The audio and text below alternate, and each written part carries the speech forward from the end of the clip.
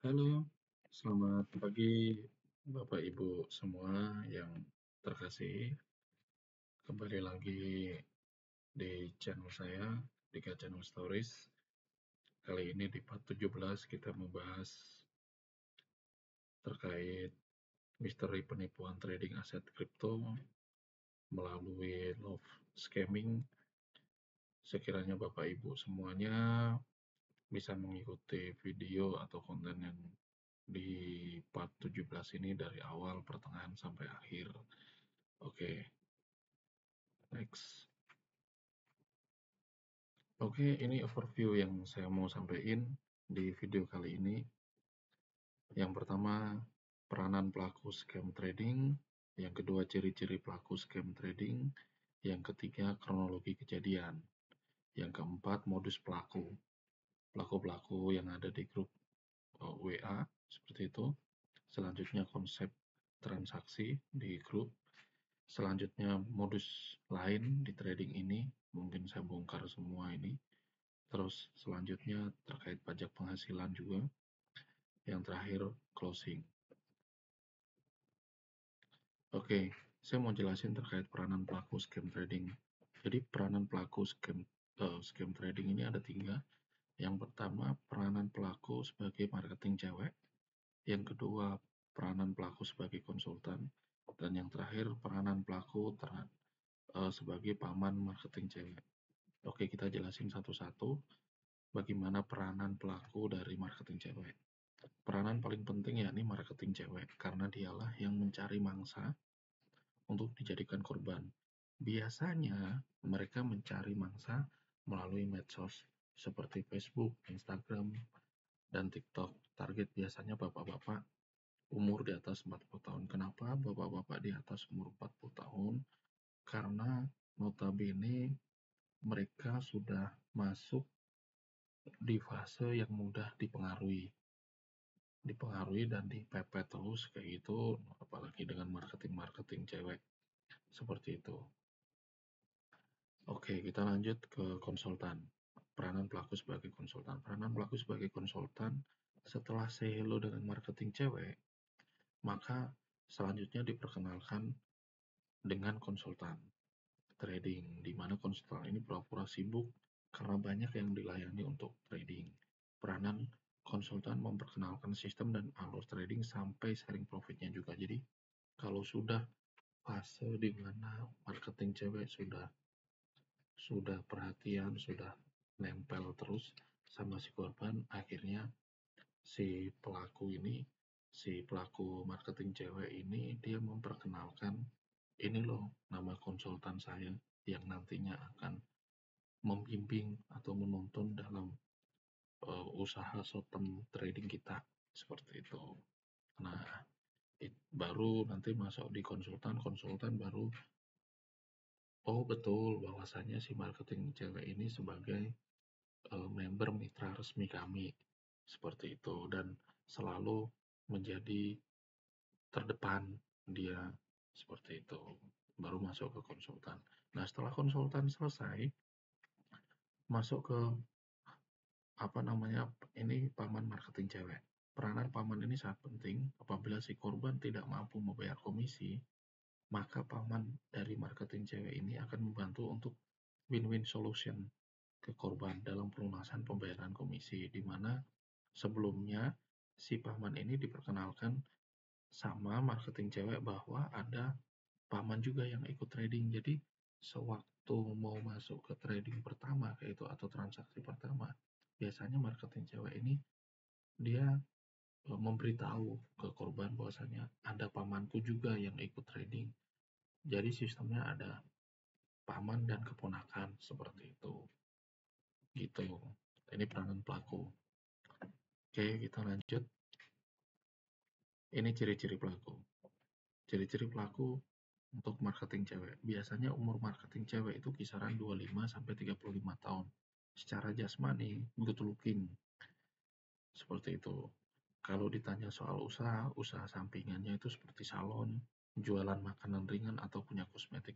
Nah, ini saya jelasin dari beberapa korban, dari beberapa yang sharing ke saya. kayak gitu, umurnya marketing itu sekitar sekian. Jadi data yang saya sampaikan ini bukan data semata-mata dari saya, tapi saya ngumpulkan beberapa data seperti itu, bahwasannya ini loh yang bisa saya sampaikan untuk saya share di video 417 tuh, rata-rata marketing cewek itu cantik, good looking, seperti itu, bagus secara penampilan, walaupun apa namanya, mungkin dalam tata bahasa waktu chat pakai bahasa Inggris masih belepotan, tapi secara jasmani bagus mereka, seperti itu. Terus waktu kalau ditanya pun terkait usaha sampingan kayak gitu, mereka pasti saya punya salon, seperti itu, dan dia ngasih tunjuk fotonya salon, foto salon dikasih tunjuk. Kalau dia punya usaha just tip kayak gitu, makanan ringan, dia juga kasih tahu produk-produknya apa aja kayak gitu. Terus kalau dia punya toko kosmetik, dia kasih tunjuk, ini loh toko kosmetik kok kayak gitu, ini produk yang dijual, seperti itu. Itu kalau yang marketing cewek, ciri-ciri marketing cewek. Oke, ini ciri-ciri dari konsultan.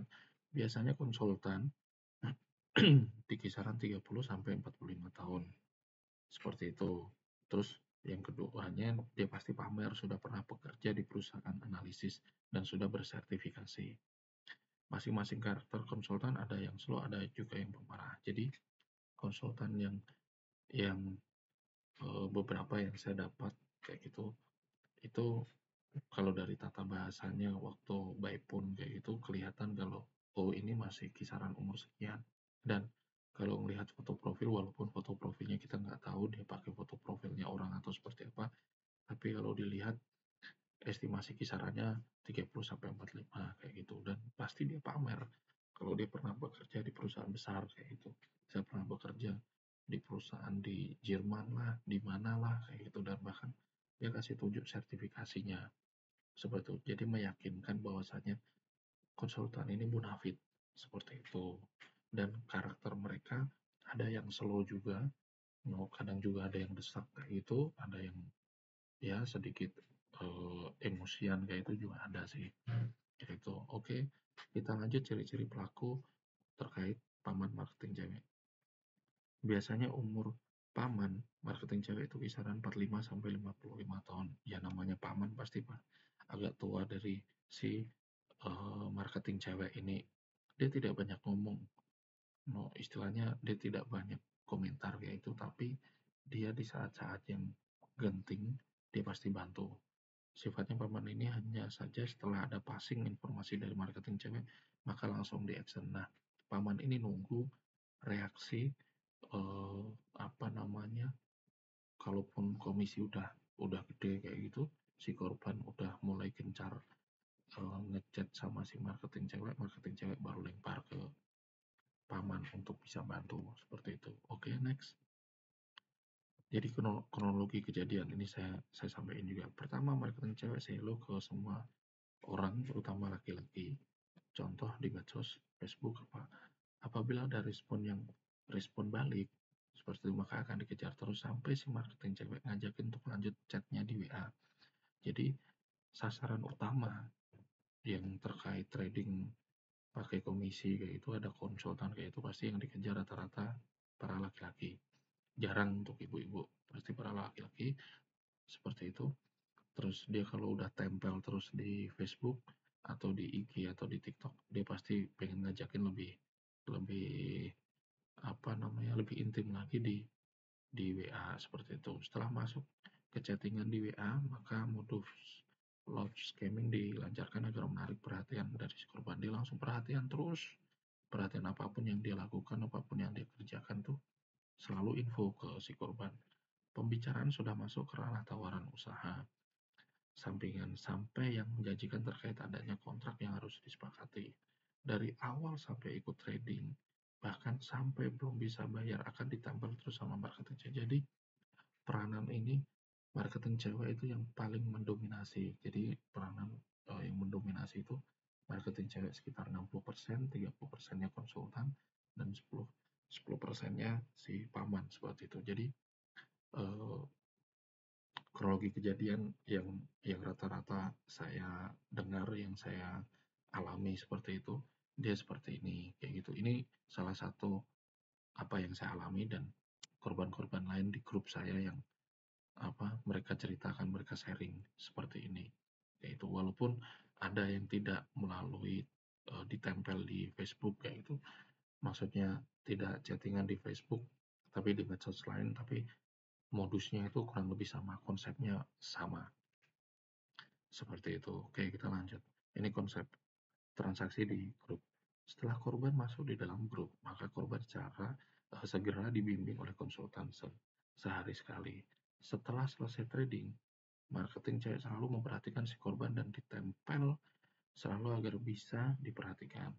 Seperti itu, konsep transaksi trading di grup akan terasa sekali apabila sudah masuk ke trading 7 hari dan si korban belum bisa bayar komisi 30%. Maka secara intens, si marketing cewek selalu kasih semangat untuk si korban mencari dana pinjaman ke saudara, teman, bahkan pinjaman ke bank atau jual barang apapun untuk bisa melunasi komisi 30% sampai trading selesai. Jadi eh, waktu terasa banget itu terasa di transaksi 7 hari itu, marketing chat itu akan nempel terus.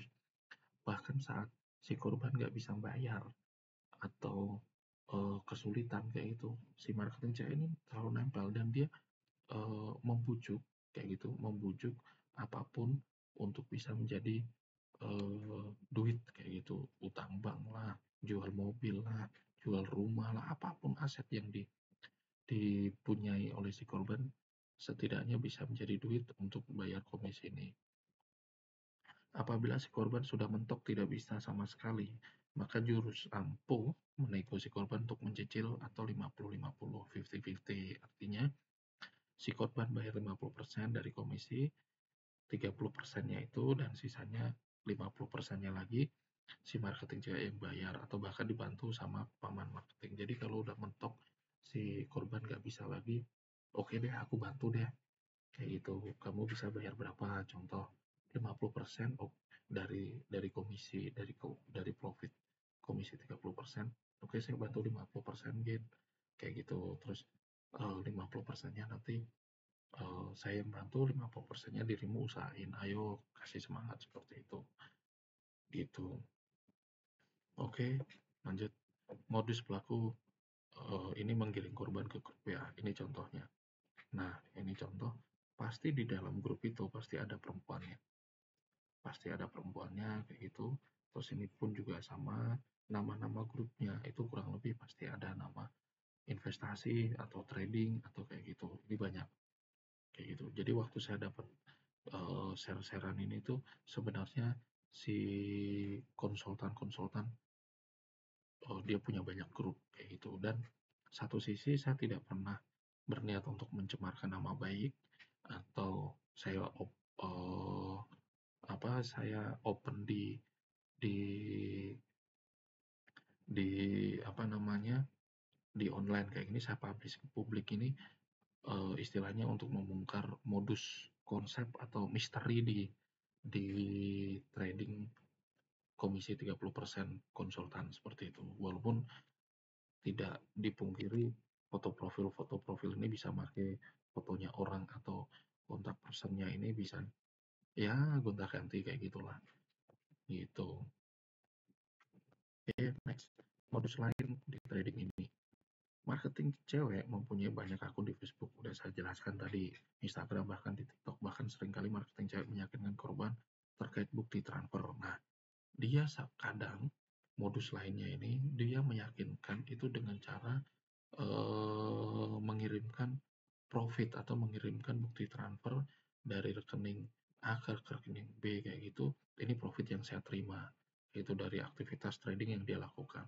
Sehingga data yang dikirim dari marketing cewek ke korban dibuat 100% meyakinkan untuk si korban biar terpikat, biar ikut kayak gitu, eh, bahwa data itu valid, karena itu salah satu tugas marketing cewek ini. Kalaupun ditanya, mana dong contoh lihat profit yang kau sudah dapatkan, dia pasti akan nge-share ini loh. Bahkan dari hasil profit itu, dia sempat memberitahu ke si korban bahwasanya saya habis transfer untuk rumah yatim piatu, saya transfer untuk keperluan si A karena membutuhkan banget dan kita bisa membantu banyak orang. Dan dia juga pamer bukti transfer terkait dia beli barang-barang mewah juga dia ada pamer seperti itu agar bisa meyakinkan si korban bahwasanya hasil yang didapat ini bukan cuma untuk bisa membantu orang lain tapi juga dia bisa membeli barang-barang yang dia pengen. Yaitu konsultan akan terus menanyakan progres pembayaran komisi ke si korban walaupun secara aktual si korban sudah tidak punya modal untuk membayar. Dengan bujuk rayu dari marketing cewek agar si korban mau mengupayakan segala cara agar bisa melunasi komisi 30%. Ini modus lain dari trading ini. Oke, next. Ini dokumentasi dari pajak penghasilan. Maksudnya setelah selesai transaksi 7 hari kayak gitu, saya ambil dari apa yang sudah disampaikan ke saya kayak gitu. Ini salah satu konsultannya juga. Nah, padahal apa namanya dia sudah sempat ngeluarin ngeluarin apa namanya si korban dari grup kayak gitu tapi dia coba japri kayak gitu. Nah ini pembahasannya mungkin bapak ibu sekalian bisa baca sendiri yaitu ini salah satu modus konsultan untuk mempertanyakan terus pembayaran padahal setelah pembayaran pajak masih ada lagi pembayaran seperti ini yang saya dapatkan ya, dari teman-teman korban yang lain yang sudah lebih dari saya kayak gitu.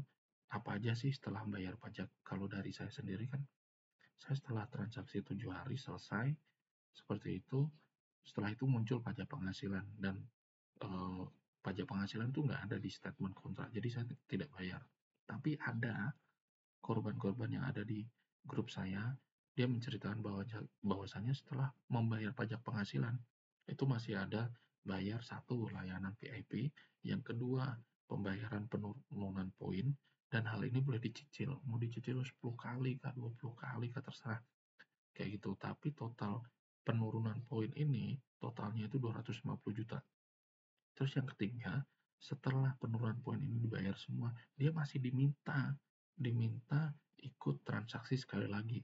Kayak gitu. Walaupun sampai di sini saya belum tahu penjelasan sampai kemana lagi, tapi yang saya tahu masih diminta ikut transaksi sekali lagi agar bisa cair kayak gitu. Pasti bahasanya setelah bayar ini nanti cair. Setelah bayar ini nanti cair, padahal masih ada step-step lagi yang harus dibayar dan nggak cair-cair seperti itu. Dan apabila sudah sampai poin ketiga itu dibayar semua dan ditambah dari pembayaran komisi 30% dari jadi saya runut pembayaran layanan VIP, pembayaran penurunan poin, transaksi sekali lagi itu sama komisi-komisi yang sebelumnya. Kalau ikut kontrak 7 hari dengan deposit 50 juta, itu kisaran 3 miliar. Habis 3 miliar dan belum tahu itu cair apa enggaknya. Yaitu karena harus terus membayar dan belum ada pencairan. Seperti itu. Oke, terima kasih. Uh, ini di closing statement saya itu kenapa thumbnail saya uh, rumah hantu seperti itu karena terus terang bukan berarti ada pembicaraan ada yang menyampaikan bahwasanya orang-orang yang ngajak kita untuk trading ini orangnya sifatnya kayak hantu kayak gitu, sifatnya yang istilahnya menjerumuskan kita jadi kayak angker banget di rumah ini makanya saya pakai thumbnail itu rumah angker kayak gitu, rumah yang mungkin ada berhantunya kayak gitu. Jadi rumah angker ini rumah yang membuat kita takut, membuat kita penasaran. Jadi bukan sembarang saya membuat thumbnail kayak gitu di part 17 tapi saya istilahnya mengekspresikan bahwasanya waktu saya ikut itu persis kayak di rumah yang membuat saya takut kayak gitu.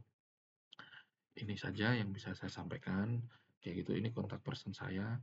Beberapa orang yang menjadi korban atau mau sharing pun juga sudah sering kontak saya. Jangan malu-malu, kalaupun ada yang mau ditanyain, monggo silahkan kalau Bapak Ibu semua sudah ada yang masuk, kayak gitu cepat segera stop dan keluar dari grup. Apapun alasannya Bapak Ibu, semuanya harus stop.